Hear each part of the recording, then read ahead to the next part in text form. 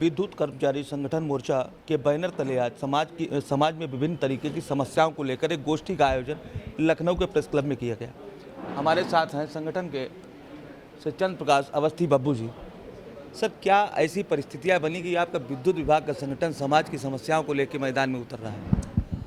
ऐसा है, विद्युत विभाग का संगठन नहीं, हमारा जो संगठन है, हमने जब इसको शुरू किया था तो ये जो छोटे लोगों महासंघों से संपर्क था, क्योंकि ये पार्टियों सब थे वो कहेंगे, तो हमने एक अलग निर्दलीय टाइप बनाया था जो लेकिन पब्लिक सर्विस इंटरनेशनल से एफिलिएटेड है। तो उसमें इन लोगों सबको ख़त्म कर दिया था, नेता ही नेता बचे थे। लेकिन ये तो जानते ही युगो होता है कि जहाँ मजबूत हुआ वहाँ एक आधे और नेता पैदा हो गए चुप है। तो हम शुरू ही से क्योंकि हम जयप्रकाश नारायण का आंदोलन जो छात्र राजनीति में था, उससे हम यूथ फॉर डेमोक्रेसी के कन्वीनर थे यूपी के।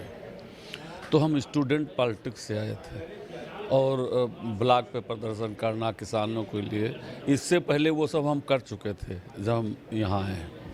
तो जब यहाँ आए हैं तो हमने ट्रेड यूनियन की दिशा बदली, उस पर सब आए हैं, पूरे ऑल इंडिया लेवल पे उसी दिशा में चले हैं कि कार्य संस्कृति वर्क कल्चर। अगर हम ट्रेड यूनियन चलाते हैं तो सबसे पहले हमारा कर्तव्य क्या है, फिर अधिकार क्या है, फिर किसके लिए हम नौकरी कर रहे हैं, किसके, ये सब समझाते रहे।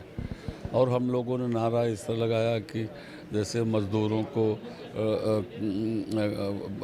कर्मचारियों को रोटी दो, मज़दूरों को रोटी दो, कर्मचारियों को बिजली दो, इन किसानों को बिजली दो, इस तरह के नारे लगाए और इन लोगों के लिए संघर्ष करते ही रहे। हम 2015 में व्यवस्था परिवर्तन रथ निकाले थे, उसमें किसानों की मांग थी, बेरोजगारों की भी मांग थी, पुरानी पेंशन योजना की मांग थी और रोजगार सृजन करने की मांग थी। ये सब मांगों ही के लेके चले हैं। सामाजिक हम शुरू ही से हमारा संगठन जनता को बेहतर बिजली, भ्रष्टाचार कम करना, बिजली की चोरी रोक के राजस्व बढ़ाना, ये सब ही हमारा शुरू से हुआ है। लेकिन ये हमने कॉन्फ्रेंस में किया जब हम जनता के लिए करते हैं, बिजली कर्मचारी नेता कोई करेगा जनता के लिए, क्योंकि इतिहास तो हमारा जानता नहीं है, तो वो सोचेगा ये इनका क्या स्वार्थ है जो जनता के लिए कर रहे हैं। वैसे आप भी सोचेंगे भाई निजीकरण हो चाहे बिजली की चोरी है, इनका क्या स्वार्थ है, ये अपने स्वार्थ के लड़ रहे हैं। ये कॉन्फ्रेंस हमने इसलिए बुलाई है कि हम तुम्हारे लिए लड़ रहे हैं, इसलिए कि हमारा सेंटीमेंट तुम्हारे साथ इसलिए है। कहा जाता है कि भारत का लोकतंत्र विश्व में पूजा जाता है, विश्व के अंदर भारत के लोकतंत्र की पूजा होती है, लेकिन भारत में लोकतंत्र जो है विलुप्त होता जा रहा है। उस पर क्या कहेंगे? ज़्यादातर राजनीतिक दल जो है हाशिए पे चले गए, एकमात्र दल वो आगे बढ़ता चला जा रहा है। भविष्य के लिए किस तरह देखते हैं राजनीति? ऐसा है, देखिए, चले इसलिए गए कि कुर्सी की लोलुपता, जब तक महात्मा गांधी प्रोडक्ट रहा तब तक तो ठीक रहा, मतलब कुछ अधिकांश लोग देश प्रेमी हो इसके लिए इस राजनीति रहे। लेकिन उसके बाद राजनीति को लोगों ने उद्योग बना लिया और उद्योग बड़ी बुरी तरह उसमें कि वोट बैंक, पैकेट, जातवाद, क्षेत्रवाद, ये सब है, भाई भतीजावाद और चोरी करना, गलत तरीके से चुनाव लड़ना, बूथ कैप्चरिंग करना, एन केन प्रकार ने सत्ता हथियाने की कोशिश लोगों ने की। अच्छा, अब एक पार्टी क्यों बढ़ते चले जा रहे? एक पार्टी बढ़ते चले जा रहे क्योंकि वो अपनी बात का प्रभाव डाल रहे हैं। जैसे मान लीजिए कोई ऐसे, मोदी ने कुछ ऐसे काम किए हैं जिससे जो राष्ट्रवादी है, चाहे वो हिंदू हो, चाहे मुसलमान हो, चाहे किसी धर्म को हो, जो राष्ट्रवादी है वो तो उससे प्रसन्न है। भाई इंदिरा जी ने जैसे किया, हम तो मोदी जी से ज़्यादा इंदिरा को कैपेबल मानते हैं, इंदिरा जी ने किया, चाहे वो बांग्लादेश वाला मामला हो, पाकिस्तान के बंटवारे को हो, 71 वाला मामला हो, पुर्तगाल का गोवा वाला का है, सिक्किम वाला है, तो उन्होंने भी देश के लिए काफ़ी कुछ किया और ऐसे वक्त किया जब हिंदुस्तान इतना मजबूत नहीं था। आज की स्थिति में अमेरिका को ठुकरा देना इंदिरा जी के तो मजबूर नहीं, तब उन्होंने किया, तो हम उनको उनसे सुपर मानते हैं। लेकिन इन्होंने जो किया और जो इनका विरोध जैसे करे, विरोध करो, लेकिन इसीलिए हम आए नहीं थे। हमने कहा देखिए, राष्ट्र पहले है, धर्म बाद में है। चाहे मुसलमान धर्म हो, चाहे हिंदू धर्म हो, चाहे सिख धर्म हो, चाहे राष्ट्र पहले है। हम यहाँ का खाएंगे और गाएंगे अपने धर्म की बात, ये हम नहीं हैं। हमारे संगठन सब लोग हम तो सीधे कहते हैं कि यहाँ हमारे संगठन में हो, पदाधिकारी हो, सब कुछ हो, तुम्हारे लड़ रहे हैं, लेकिन राष्ट्रवादी रहो तब तो ठीक है। तो अरे शरीफ का पुतला हमने कई जगह हमारे मुसलमान लीडरों ने फुकवाया था, वो यादों जो पाकिस्तान में जिसको फांसी की सज़ा सुनाई गई थी, उसमें करवाया था। तो ये है कि राष्ट्र सही दिशा में इसलिए चल रहा है हमारी समझ से कि हर आदमी को राष्ट्र पहले देखना चाहिए, अपना धर्म बाद में देखना चाहिए, और राजा को व्यक्ति को देखना चाहिए पहले। जो सरकार है व्यक्ति को देखना चाहिए, क्योंकि व्यक्ति राष्ट्र से ज़्यादा महत्वपूर्ण है। सर, राष्ट्र हमारे लिए भी महत्वपूर्ण, राष्ट्र हमारे आपके लिए महत्वपूर्ण है। विषय इस बात का है, 70 वर्षों से ज़्यादा जो है देश आज़ाद हुए हो गया।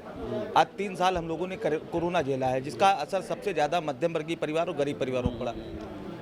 3 वर्ष तक सारे विद्यालय प्राइवेट बंद रहे और जितने भी विद्यालय हैं सारे के सारे पूंजीपतियों के हैं।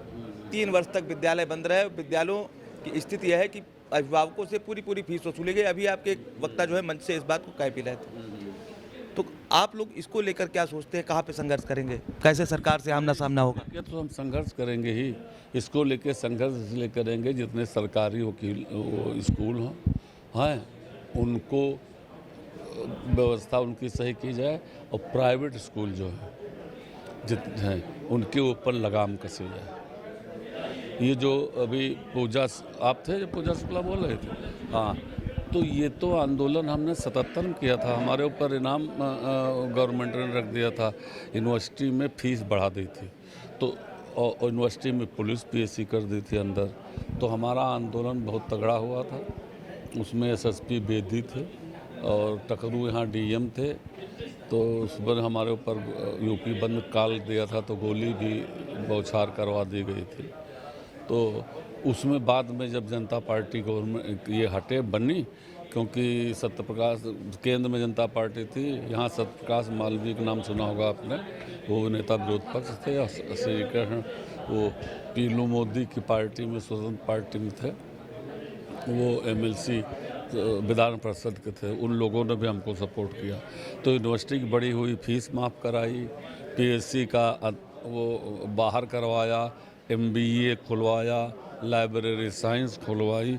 ये सब हम पुराना आंदोलन कर चुके हैं। लेकिन ये 3-4 चीज़ें इसलिए बहुत ज़रूरी हैं कि जैसे वो फीस है, ये हमारे लिए उसके बाद आता है।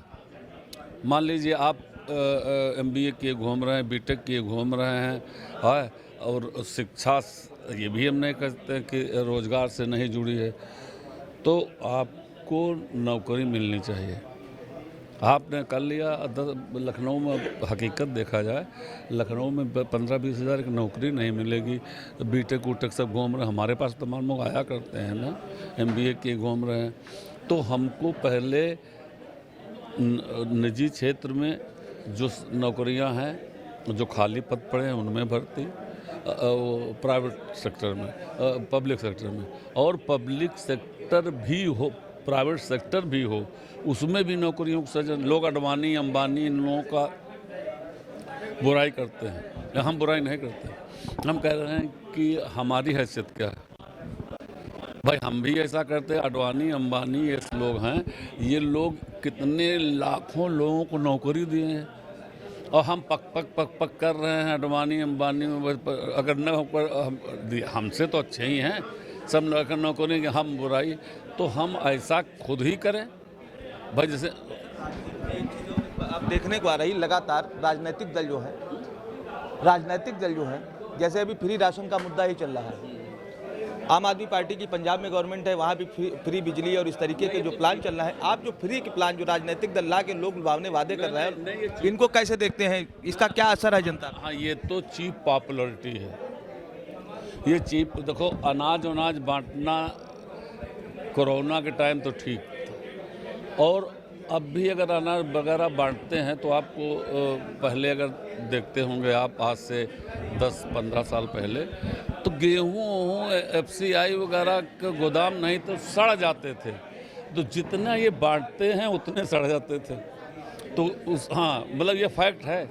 हाँ, तो वो तो ठीक है, जितना बांटते थे उतना सड़ जाते। लेकिन ये फ्री बिजली, फ्री बैठ के पैसा देना, ये तो नकारापना करना है भाई। उनको रोजगार दो। जैसे विकसित देशों में है कि अगर रोजगारी भत्ता आपको तब तक देंगे जब तक आप रोजगार को डिनाई नहीं कर दोगे। जिस दिन आपको रोजगार मिला, आपने डिनाइल हो गया आपकी तरफ से, तब रोजगारी भत्ता नहीं मिलेगा, चाहे भूखों मर जाओ। तो सवाल उठता है कि ये सब चीप पॉपुलरिटी है, सत्ता में आने का वो है, और उससे लॉन्ग रन में कोई फायदा नहीं। क्या बेसिक मुद्दे हैं संगठन के आपके, और उनको लेकर किस तरीके की संघर्ष की तैयारी है आपके संगठन की?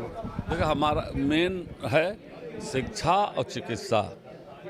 सबसे महंगी चिकित्सा और शिक्षा इस समय दो हैं। खाना महंगा नहीं है। हकीकत अगर पूछा जाए तो आजकल खाना सस्ता है, नाश्ता महंगा है।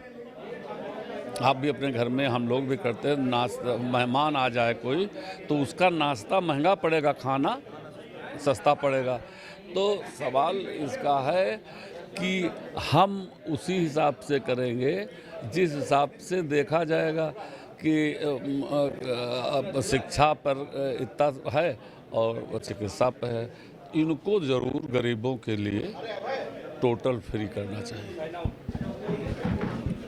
हमारे साथ थे विद्युत कर्मचारी मोर्चा संगठन के बब्बू शुक्ला जी। बड़ा बेबाकी से इन्होंने समाज में जो समस्याएं हैं, लोगों की, आम जनमानस की जो समस्याएं हैं, उसको लेकर बड़ा बेबाकी से बात कही है और संघर्ष करने की भी बात कर रहे हैं। माई भारत से बात करने के लिए आपका बहुत बहुत धन्यवाद।